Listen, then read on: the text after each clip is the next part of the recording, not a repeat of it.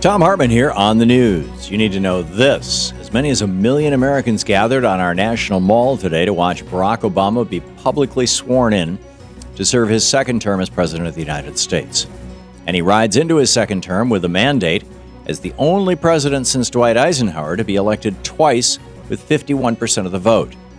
But if there's one thing the president learned from his first term, it's that Republicans will, at all costs, destroy whatever mandate he's earned.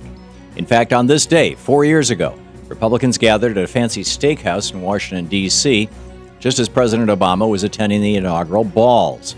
The likes of Newt Gingrich, Paul Ryan, and Frank Luntz all attended this meeting. And the purpose of the meeting was simple: how to destroy the Obama presidency and retake the White House in 4 years.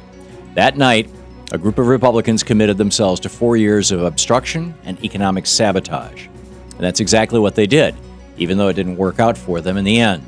Today, the question is, what are Republicans plotting now? How will they sabotage the president's second term? Let's hope the president has learned lessons from the first term and realizes that he's facing a loyal opposition in the Republican Party. He's facing economic terrorists, and the only way he can succeed is by taking the debate to the American people, using his bully pulpit, and shaming the fossils on the right who serve the billionaire class. Today, we also honor Dr. Martin Luther King Jr., a fitting tribute as the nation's first African-American president is sworn in for the second time.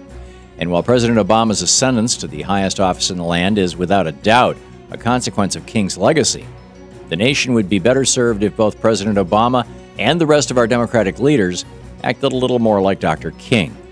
Today, we should remember that Dr. King was a radical revolutionary who marched and spoke out against war, against wealth inequality, and against the evils of unfettered capitalism. He was also a strong defender of organized labor. In fact, he was gunned down while supporting the striking public sanitation workers in Memphis. Dr. King wasn't just focused on racial justice, but economic justice as well. And in a nation plagued by wealth inequality, mired in endless wars abroad, and an increasingly hostile war against organized workers at home, our nation desperately needs a voice like Dr. King's again. In the best of the rest of the news, are Republicans actually coming to their senses and caving in on the debt ceiling? Yes and no. House Republicans announced they would approve a short-term increase in the debt limit next week, giving Congress an extra 3 months to pass a budget before we bump up against the debt limit and, again, flirt with economic catastrophe. This is the definition of kicking the can down the road, but it's an admission on the part of Republicans that their brinksmanship with the debt limit was not helping them politically. So they'll push it back 3 months and see which way the wind blows. As the Think Progress blog notes, this is crisis politics, and it's no way a government should be managed. It's also a direct result of Citizens United. It's no coincidence that this House Republican majority was largely elected in 2010. That was the first election after the Supreme Court's Citizens United decision, which was 3 years ago today, and they are now part of the most unpopular Congress in history.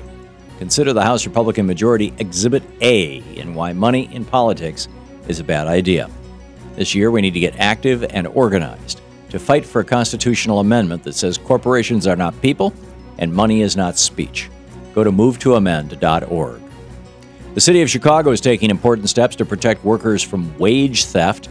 Wage theft complaints around the nation have increased more than 400% over the last decade as businesses force workers into overtime and don't compensate them.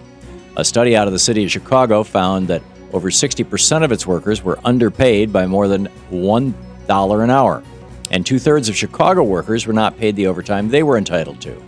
But now Chicago is saying enough is enough. City Council approved a measure that will revoke the charter of any business found to be guilty of wage theft, essentially giving that business the corporate death penalty. This is a positive step forward for workers in that city, but workers all across America need help. The real wage theft that's taken place over the last 30 years is that workers are no longer being paid for their increased productivity. Over the last 30 years, CEOs have pocketed all the gains from their workers' increased productivity, so that today corporate profits as a percentage of GDP are higher than they've ever been, yet working wages as a percentage of GDP are lower than they've ever been.